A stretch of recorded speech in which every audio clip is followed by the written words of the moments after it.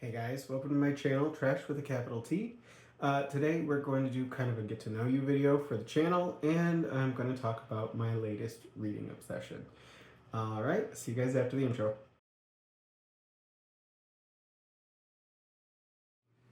Hey guys, welcome back to my channel. I'm just getting settled in here. This is Trash with a capital T, and I'm your host Bobby. Today's video is going to serve two purposes. First is to kind of explain what the channel is, which is going to be fairly simple. And the second is to talk about some of the stuff that I'm currently reading and obsessed with. I go in cycles, so my brain will latch onto something and I'll read the hell out of it or watch the hell out of it, and then I'll move on to the next thing. I'll always come back. That's the funny thing, my brain, that's why I say cycles. I come back to them eventually. And we'll get into how I actually plan on dealing with that issue. So, first off, what is this channel? This channel is basically my attempt at doing a booktube channel. This is just me talking about stuff that I love, stuff that I feel like either I would just want to talk about, or I don't think gets talked about enough, or gets a lot of respect. Some background, I have a fiction writing degree. Got it many years ago, back in 2007? Almost 20 years ago, oh God.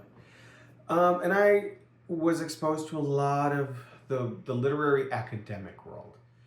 And I was exposed to a lot of great books. I was exposed to a lot of great authors. But I was also exposed to this kind of snobbery. It's the best way to put it. And I see it all over the place. I see it in YouTube. I'm not on TikTok, so I don't really see what's going on over there. There's nothing wrong with loving great literary fiction. There's nothing wrong with wanting to explore the depths of something like Toni Morrison's Beloved, which is probably one of the greatest American novels ever written. But sometimes, and most of the time as an adult, I have learned I can't always handle the weight of something as powerful as that book. Sometimes I need to read something trashy. And as I've read these books, I found that I love them, and I kind of love what they bring to the table, what they mean to the people who read them.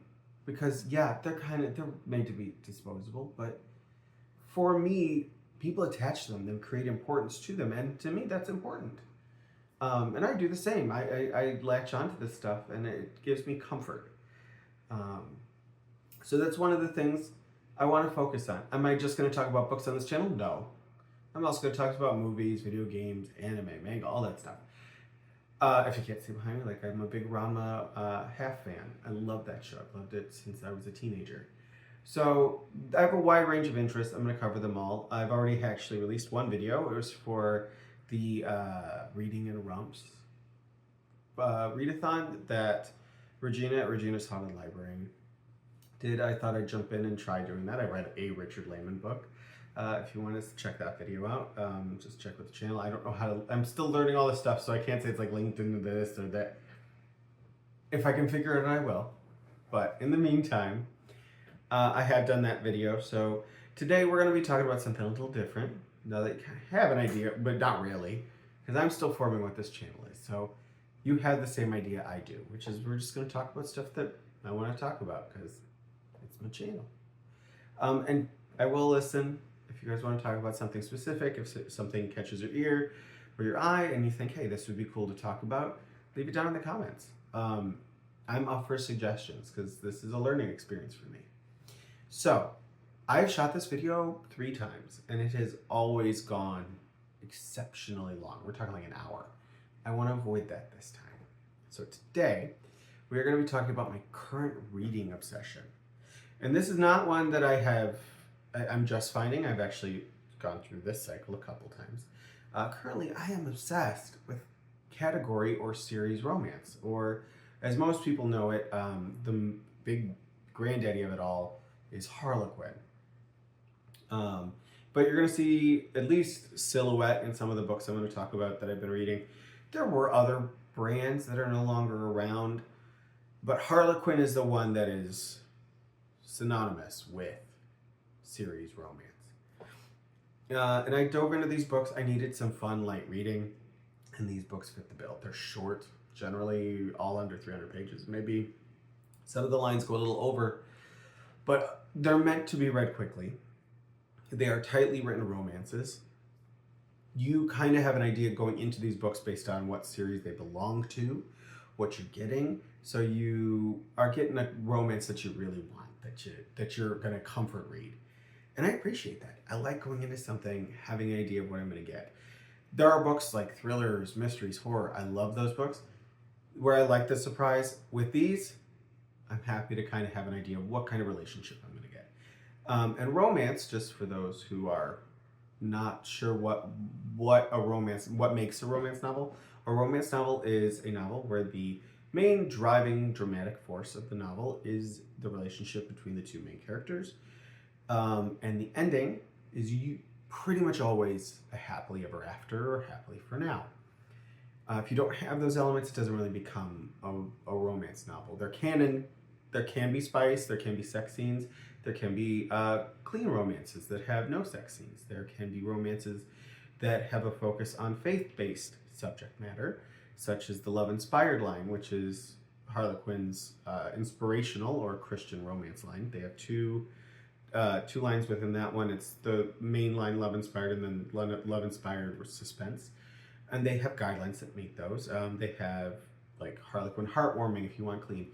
If you want dirty, all the other books there's different levels. I know intrigue tends to be more conservative when it comes to love story or love scenes and stuff like that. But the other books can get a little spicy, especially some of the older lines that are no longer around.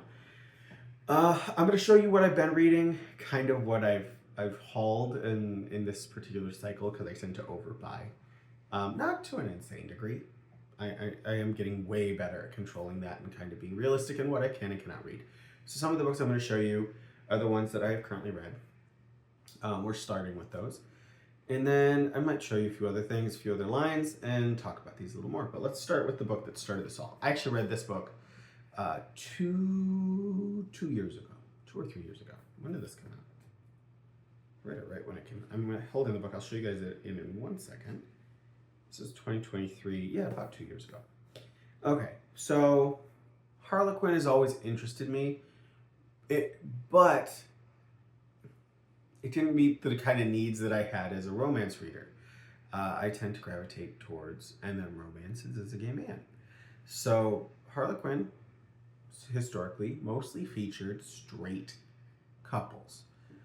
They did become more diverse over the years. They actually had specific lines for, I know Kamani was around focusing specifically on Black characters and romances and authors.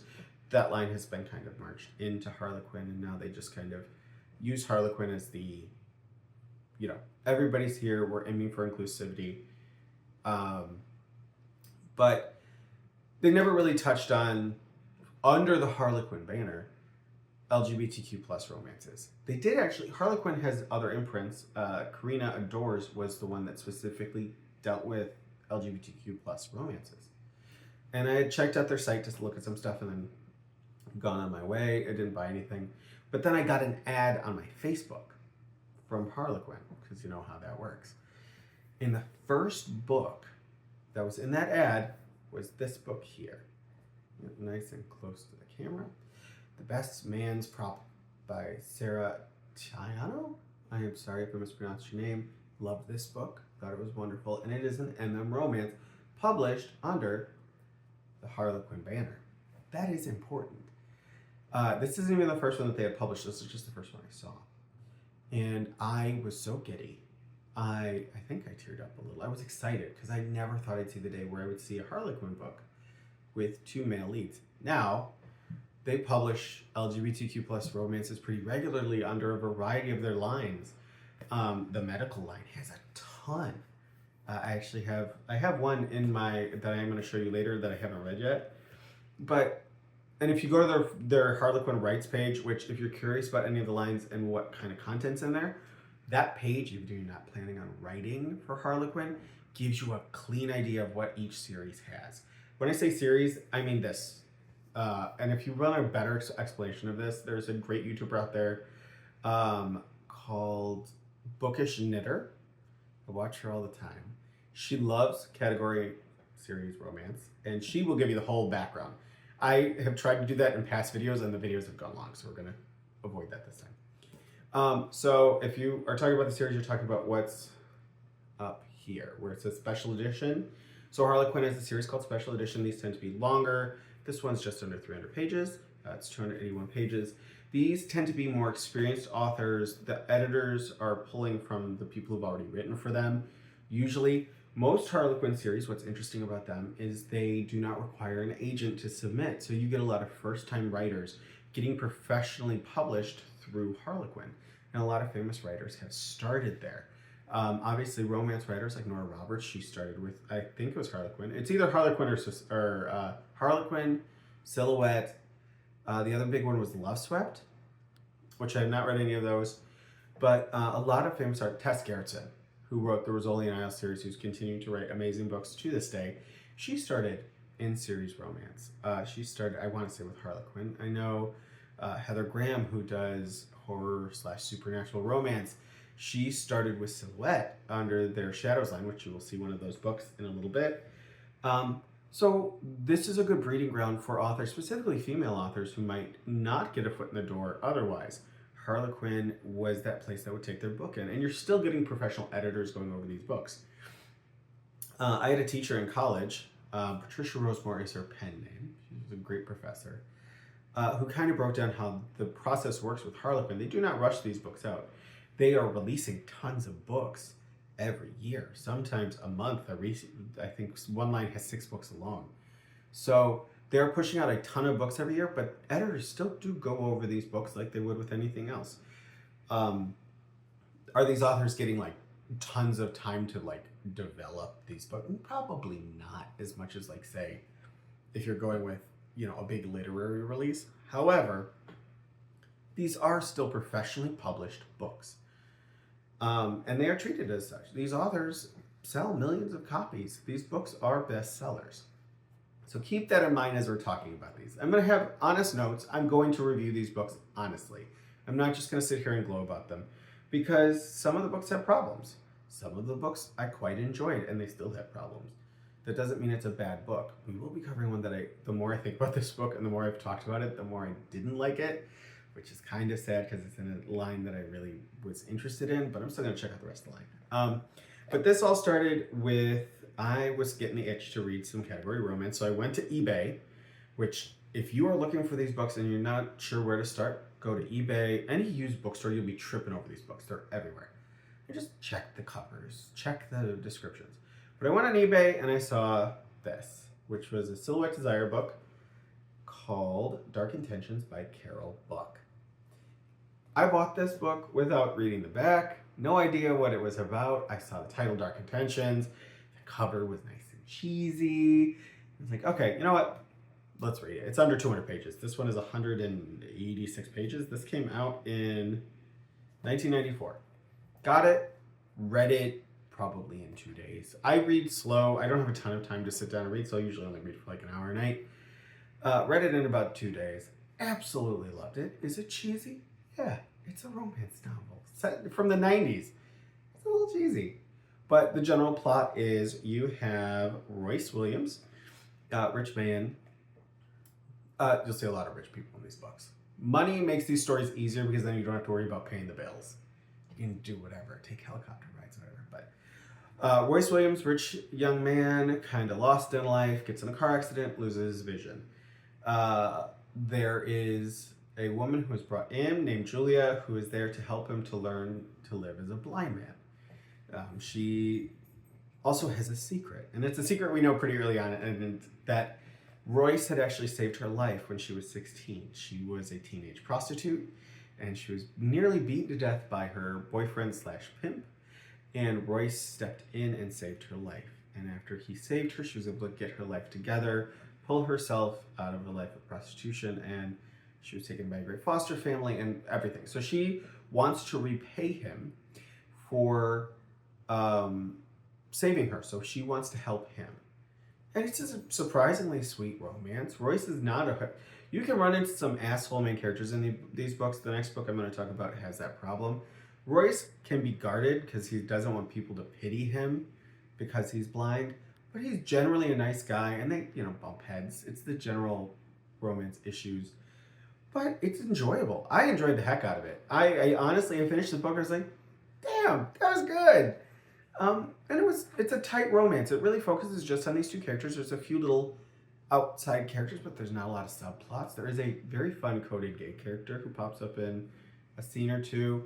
But yeah, it did exactly what I needed to do. And it was well written. It's a little purpley at times, a little flowery, but not overly written. And it flowed, and I was very impressed. I actually plan on checking out, she has a book called Red Hot Satin that sounded really fun. The title sounds really smutty. The book itself doesn't sound all that smutty, but these books do have a little spice. There's on-page love scenes. They're not super graphic. They don't use any shocking anatomical words to describe love acts. It's like late night cable level spice. For younger people, it's like watching a Netflix show. You know, you're gonna get the general gist of what's going on, but you ain't getting the nuts and bolts. So I finished that one, loved it. And then I went to a used bookstore. I'm in Ohio. There's a great used bookstore in a city named Troy called A Roundabout Books. They have an amazing collection of Catagory Romance, and I was able to find some great titles, including a bunch of titles within a line, Silhouette Shadows. Silhouette Shadows was a supernatural romance line that was created for not necessarily supernatural romance as we have it now, which was kind of shaped by things like True Blood, which is kind of also morphed into what we have with Romantasy. These are a little more like, the stories are kind of Twilight Zone-esque, where you have the supernatural element is more like ghosts, and there might be monsters. If you hear rattling, it's because I have a dog. I actually have two dogs. They are wonderful. But he is hearing my voice through the door, and I think he wants to play. So I will play with him when I am done, and I will be done here shortly. This video is not going to be an hour long. So I picked up a bunch, and the first one I read, I just picked the first off the pile. This was Night Mist by Helen R. Myers. And this was the one I didn't really like. I would not recommend it. General gist, I'm double checking the names on the back because I can't remember anyone's names. These names are fairly generic too, so a lot of Reed, Royce, Royale, like those types of names. So this one, Dr. Rachel Gentry, who is our female main character, keeps seeing a ghost of a man who has been shot. And this man is on a bridge that she passes on her way home. He is ominously saying she needs to get out of town, all this other stuff. So she's trying to figure out what's going on. She doesn't really believe it. She thinks it might just be exhaustion. So what ends up happening is she meets her next door neighbor in the boarding house she lives in, and it's her ghost. He goes by a different name, but it's her ghost. He's also an asshole who threatens her constantly to try and like scare her away. There are better ways to scare someone away, Joe, his name's Joe, than to constantly threaten SA against someone. Not a great look. I'm going to spoil this one, so I'm not sure what the timestamp is going to be. And honestly, the part I'm going to spoil is not all that big of a spoiler because it's a romance. They end up together. So the book takes place over 3 days. Most of that takes place within Joe's room at this boarding house. And it's kind of like there's all this weird sexual tension between these two. We learn kind of the backstory of why Joe's there, what potentially could be causing the risk, all that stuff. They get through this. They quickly resolve the problem because of something very stupid that Rachel does. And then after 3 days of knowing each other, he proposes marriage and she says yes. At least one of the days that they spent together, he spent most of it vaguely threatening that he was going to sexually assault her or essay her. I know I should not say that, but not my favorite thing. And this is actually one of the tropes I don't like. I am fine with the macho main character. They're really common in both MM and straight romances or FM romances or whatever. But when they border on to being kind of brutish and just being a jerk, like, why would you stick around for this guy? Because his ghost wasn't a complete dick? Like, yeah, fine, I guess. So there wasn't a lot of forward momentum with the plot with this one. The pacing was really funky. There were some fun side characters. but this one just felt wonky, and then add in a not likable male lead, wouldn't recommend this one. However, there are other fun ones within the Shadows line that are available on Kindle and other various services. There's one called Break the Night. I forget the author's name. It's actually published, now it's published outside of this line. It's published solo, and it is about Jack the Ripper. It sounds really interesting. The reviews for it were really good. I wish I had started there. I didn't. I just grabbed the first one I saw in my pile. And wasn't a winner. Not all going to be winners. So then I was like, you know what? But I'm still in the mood. I hadn't been like pushed out of wanting to read more of these. So I grabbed, I have a bunch of books on my Kindle.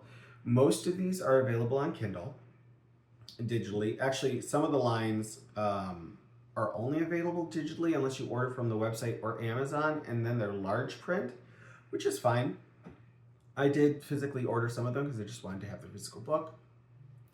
However, keep that in mind. Some of them, you're going to get them digitally, and they're cheap. They're around $5. And if they're a little older, some of them are as low as like 50 cents. If you're looking for them. Sorry, my screen, I have my Kindle in front of me so I can show you the cover of the next one I read. So I grabbed another one that had been sitting on my Kindle for a while that I started 2 summers ago and just read the first chapter and just never went back because I had gone into something else. I think I read a Jilly Cooper book. Whoa, that was an experience. But anyways, so the next one I read was a book called, if it will give me the cover. Cover? Come on, give me the frickin' cover, guys. Pardon my French. I'm trying not to swear. I'm not planning on getting monetized or anything. Please, 8 people watched my last video. But I'm trying not to swear. Is it going to give me the proper cover? Yeah, here we go. So I read Reunion at Greystone Manor. And I want to make sure I said Reunion, not Return. I keep calling this Return at Greystone Manor in a different version of this video. By Bonnie Vanek. This one, okay. This is one where I ran into the writing not being great. It's very repetitive in odd ways. But I enjoyed the heck out of this book. She created a zany, over-the-top mystery that is so convoluted I couldn't properly explain it to you, but it was fun. And I like the main characters. The main characters are Meg, and let me see if I could find something with the man. I want to say it is, I hate doing this, but I really want to get his name because I want to say it right. And there's actually something funny, an editing error that comes up in the book that because of his name. Let's see. So while I am looking for this, Rourke. His name is Rourke. So it's Megan Rourke. He is, so the characters are likable. He is an FBI agent. He is definitely the stoic strong type. Everyone's got pride out the wazoo, so they won't talk about things. Again, normal romance tropes. But they're likable, and they're likable together, and they have this kind of playfulness, so they're not just angry at each other all the time, which I enjoyed. If there's conflict, you need conflict for there to be drama. And on top of that, they both inherit it. So Rourke's Aunt Libby dies, and he inherits her house.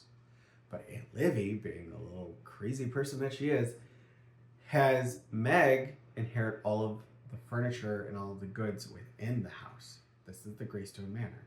So they're kind of forced into proximity to each other to deal with this because they have various reasons that they need the money. And as they are going through the house, they realize someone has gone in and booby-trapped it. Like deadly booby traps, like falling chandeliers and sawed-off stairs and like an electrified shower. So there's all this like, who did someone murder Aunt Livy? Who's trying to kill them? What's going on? And they notice things are missing, and there's the mystery builds and builds and builds and builds. And there's good momentum. So yes, the writing at times could be a little wonky because it's very repetitive, but the plot, the characters, the side characters really, really bring this book to life. I'll show you guys the cover one more time, just so you can kind of see it. So it sticks in your head. because I do recommend this one. It's Reunion at Greystone Manor. It's part of the romantic suspense line, if you're looking up there. So there are 2 suspense lines for Harlequin. There is Intrigue, which is actually the more well-known. And then there is Romantic Suspense, which used to be Silhouette Intimate Moments before Silhouette was combined into Harlequin. The Intrigue books tend to be a little shorter. They tend to be a little more conservative currently, not always. Right now, spice level on those is fairly low.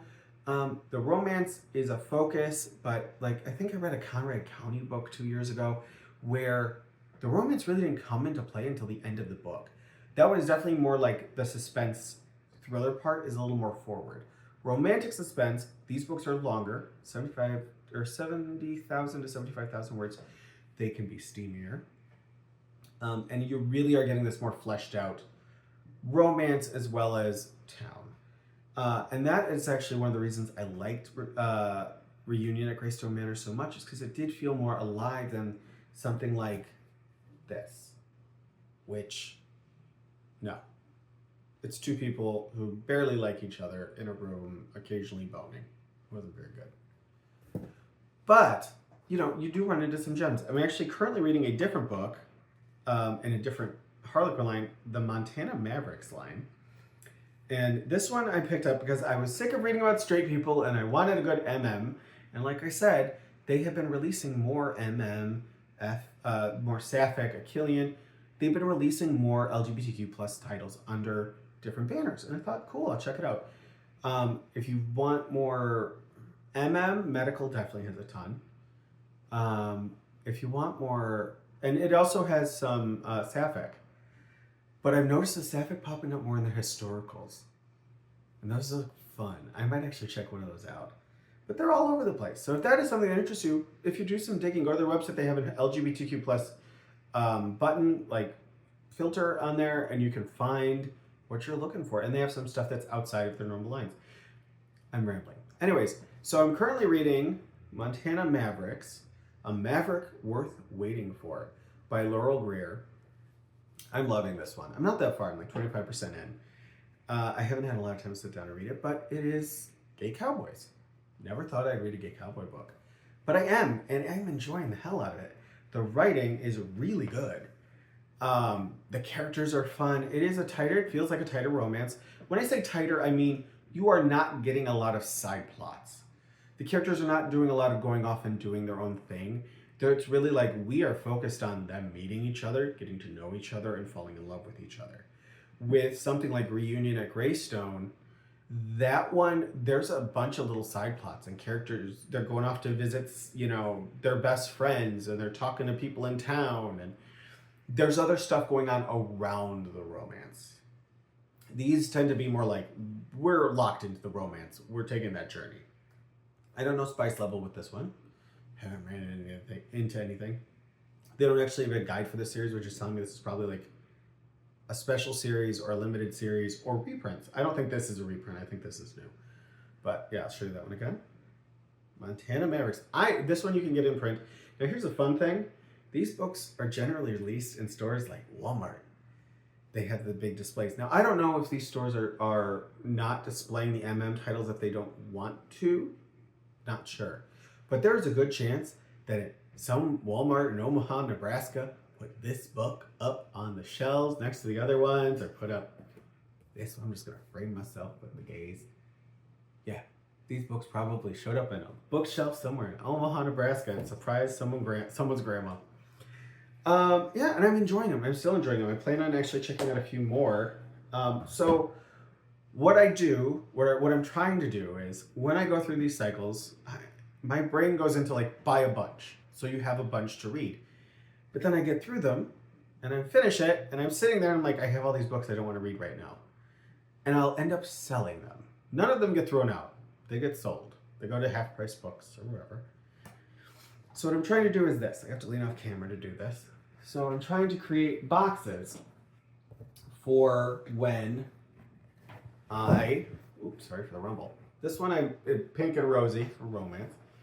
For when I finally decide I'm going to move on to something else, but I keep this, put it away, So when the urge comes back, I have a whole bunch of pre-selected books, and I can go over and decide which ones I want to read. So I can actually show you some of the ones in here, because we haven't really talked about all of the series. I may have talked about medical, so this is one of the medical ones. This is one I actually want to read next, which is ER Doc's South Pole Reunion by Juliet Hyland. It's an medical romance. This is one of the ones that is larger print. Normally these are only digital only, so these can't be bought in stores. These have to be done digitally or ordered on Harlequin's website or Amazon's. The print actually isn't that big. These books aren't big. Like, look, that's pretty, I think it's like what, 240 pages? Not even, 238. Not crazy. Let's see if I got anything else interesting in here.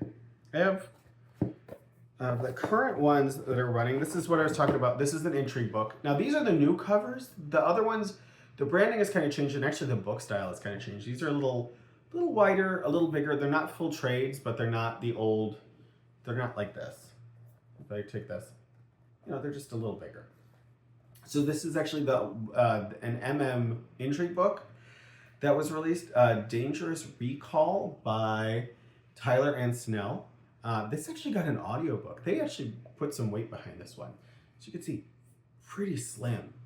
And here's the fun thing. These are numbered. So this is actually, in the intrigue line, this is the 2219. That's how long this has been going. That's how many books have been published in this line. This one is not even 220 pages. 220 pages exactly. This is a normal one. This actually was released to stores. So I've actually heard good things about this one. This one's on my to read list. If it'll be this round, I don't know. And then, as I mentioned earlier, there are clean romances. So a clean romance means that it doesn't contain any on-page sex or even allusions to sex. They are Hallmark. The Hallmark is the best way to describe it. It's like almost Hallmark movie type plots. Obviously focus on romance. That's the heartwarming line. That's this one. This is not an This is a normal straight romance. It has the most Hallmarky plot ever, where a woman is staying at an inn for reconnaissance, for buying the inn. The guy, she falls for the guy, finds out, and then has to make everything right. These are chunkier. I want to say before, because this actually is, honest to God, large print. Before it goes in large print, I want to say these are still around 300 pages. So these are way more developed. You're getting a lot of side characters, maybe some side plots. No spice. No on page. So if you want something clean, I don't even think they have harsh language. Most of these books don't. None of them really have all that much violence or anything. So you're gonna get a comforting, cozy experience. I wanted to check one of these out. They don't currently have any LGBTQ+ books within the line. I don't think they're really looking for them for this line in particular. But I don't know if there might be side characters who might be queer. They're really leaning into the cowboy stuff right now. This one is not. I almost got one called A Cowgirl Never Forgets, and it's about a woman whose best friend gets amnesia, so she pretends to be his girlfriend, and it sounded really goofy and fun. I like a good straight romance every once in a while, just not in my real life. And then the main line, that is actually the one most people are familiar with. This is what you would see most commonly. It was like the white cover with a circle image. Is Harlequin Presents. I have one here, Illicit Italian Nights. These get steamy, spicy, they are short. So it's really focused in on the romance and the relationship and the drama around the relationship. This one is 207 pages. I think, yeah. But they tend to be international plots. They tend to be big, over the top. Very drama-filled, rich. Like, this is one of the few ones that doesn't have the word billionaire in the title, or you get royalty, princes, kings, sheiks, all that stuff. I'm looking forward to reading this. I don't know if I'll get to it this round, but it's a tiny little thing, so maybe. And then, this is actually not the current cover for historicals, but they do historicals. Again, these are bigger. This one is just under 300 pages. This one I own because this is a romance I never thought I'd see. Saving Marina by Laurie Robinson. It's a romance set during the Salem witch trials where the man has to save his woman from being burned at the stake. Oh yeah, I am there for this. I know Criminale has actually shown this on. He has the Mills and Boon version. Mills and Boon is the UK or the, I don't know if it's just UK or if it's all of like outside of America. Mills and Boon publishes these in Europe. So this one I've had for a while, and I really need. This is going to be done this summer. I guarantee. Even if I like get out of this, I need to read this. I actually started reading it, and the writing was pretty good. They don't mess around with the historicals. These are big business for them. They are definitely more. Right now, they're going through a Bridgerton phase, which cool. Let's see if I have anything else interesting in here. I have a bunch of lines that they don't use anymore. I got more of the Shadows, Burning Times. This one got great reviews. I should have started here, but I didn't. That is stupid by me. Then when this ended, some of the books actually got reprinted under this line, Dreamscapes. I wonder if this is what ended up becoming Nocturne, which was their main, for a while, it was their main supernatural line, which then transitioned from Silhouette Nocturne to Harlequin. We've got Harlequin Kiss, which was a romantic comedy line from the early 2000s. I just got these today, actually. Got two of these. Maid of Dishonor by Heidi Rice. And The Downfall of a Good Girl by Kimberly Lang. Sounds like a good time. I got a bunch in here, but I'm not going to bore you with all of them. Oh, Desire. This line is no longer around. It actually ended up, I want to say 2 years ago, it was replaced by a line of more modern focused romances that are closer in line to what you would see with like something like Icebreaker or an Emily Henry book. That line is called Afterglow. The books do not have kind of the structured cover or insignia or anything like that. It does usually say like a Harlequin novel on it. This line is more the kind of American version of this. These have big international tales. These tend to focus more on American characters, American locales. You still get the wealth, you still get all of that, but you also get a lot of like wealthy ranchers and cowboys and oil tycoons, that type of stuff. So you get plot lines that are very much inspired by things like Dynasty, when you're going through the 90s, Dallas, stuff like that. This line also really, they had one romance. I think they had a sapphic romance that focused on a Bollywood star. You also saw a big push towards focus on Black characters in this line in the more recent incantation. That's not to say all of these other lines, especially with the more modern ones, the characters are all white. That used to be the case. Now you see way more diversity in the characters that are being presented. I actually just was reading the plot of one of the Intrigue books. It sounded really interesting. That involves a main heroine who is an amputee.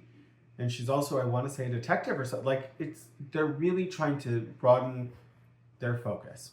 Because back in the 90s and the early 2000s, everyone kind of looked like this on their books. Not so much anymore. Yeah, so this is the shortest I've ever got the video. If you are interested in the romance genre, these books are actually a really great place to start. They are short, they give you an idea, and you can help kind of figure out what are the romance tropes that work for you.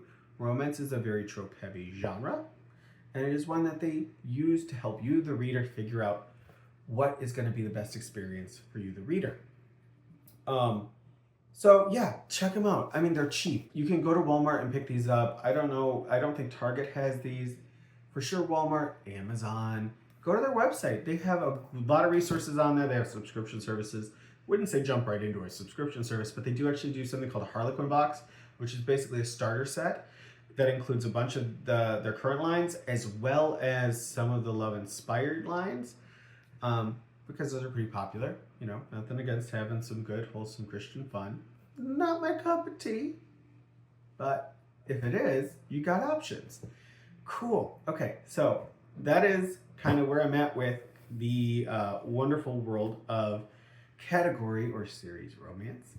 I'm going to wrap this up here. In next video, we'll talk about something different. I'm trying to figure out what that is. I might talk about, it's a book that was a riff on Carrie, because we just had a new Carrie TV show announced called The Weight of Blood. And that one's kind of been, because the TV show got announced, that one's been kind of running through my head. So I might talk about that next time. Might talk about some other books that's going on. I have a work book club, so I'm probably going to talk about what we do there. We're going to be doing Frida McFadden's The Housemaid, which I have started once. I started the audiobook, didn't love it, but I'm going to give it a chance. I'm going to give it a fair chance. My goal here is to always give a book a fair chance. And on that note, I'm going to say goodbye. Thank you for watching, and I hope I see you guys in the next one. If you like this, like and subscribe. If you got book recommendations for contemporary romances, category romances, horror, mystery, thriller, leave them down in the comments. I'm always up for a good recommendation. And I'll see you guys in the next one.